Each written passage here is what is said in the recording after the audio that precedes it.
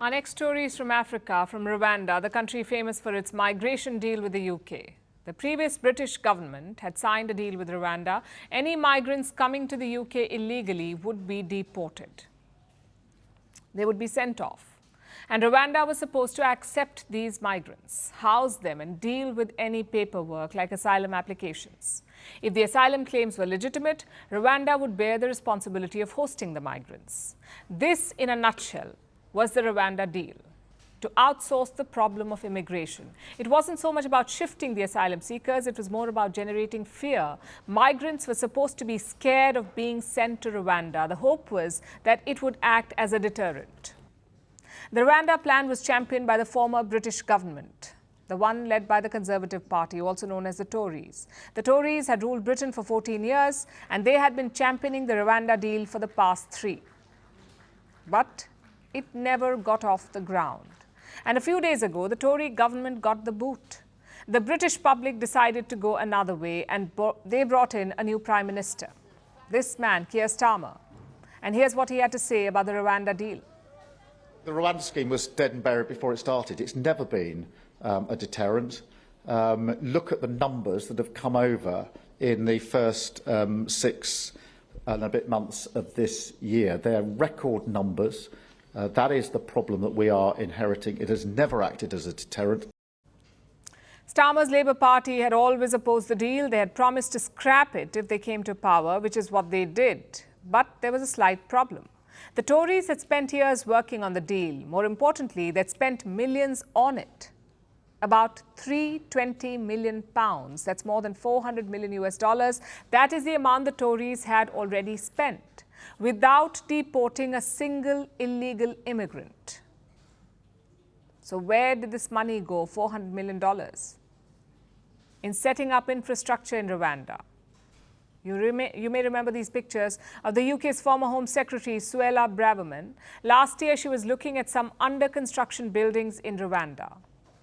Well, those were built with British money, given to Rwanda by the Tories. You can understand why she's not pleased about getting the plan scrapped. We're now seeing Keir Starmer, install his government, scrap the Rwanda plan, for example. Years of hard work, Acts of Parliament, millions of pounds been spent on a scheme which, had it been delivered properly, would have worked. We don't know if it would have worked, but the money was spent. So is there any way to undo that, to get a refund? Well, Britain was looking into this. Rwanda's president, Paul Kagame, had said that it could happen. He'd said this in January. So perhaps the UK was hoping it would all work out. But then, a Rwandan government spokesperson set the record straight. Actually, it is the UK government that has terminated the treaty and not Rwanda. This was not a loan given to Rwanda. This was money sent to Rwanda to carry out specific actions. These actions have been carried out. There is no reason why these funds should be returned. As for the permanent dwellings, it was stipulated that Rwandans share them with the migrants.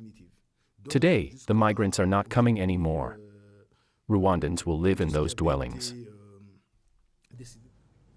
So Rwanda has no intention of giving the money back, and the houses that were built, the ones Braverman had examined so carefully, will now be going to Rwandan citizens. Well, this is a win for the African nation, and maybe add a lesson for London.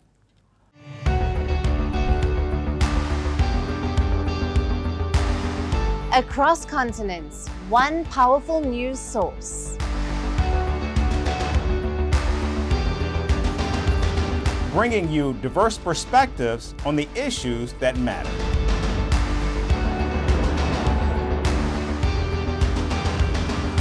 We go beyond the boundaries to give you that little extra about every sporting moment.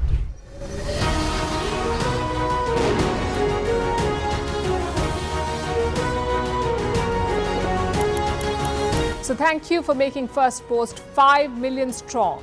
We're counting on your support, and you can trust us to bring you the news unfiltered and unvarnished.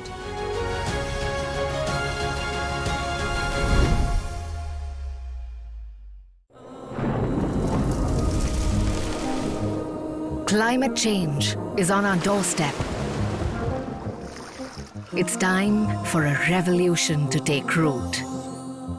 And it starts with 1.4 billion Indians. It starts with one tree for humanity, one tree for Mother Earth, one tree for our future. Project One Tree, a News 18 network initiative.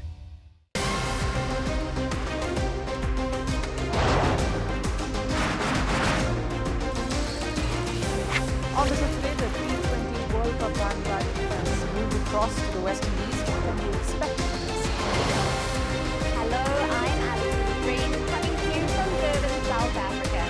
Today we have a special show. Start with a report on India's shifting nuclear posture. The first time since India officially became a nuclear power. Hello and welcome to Firstpost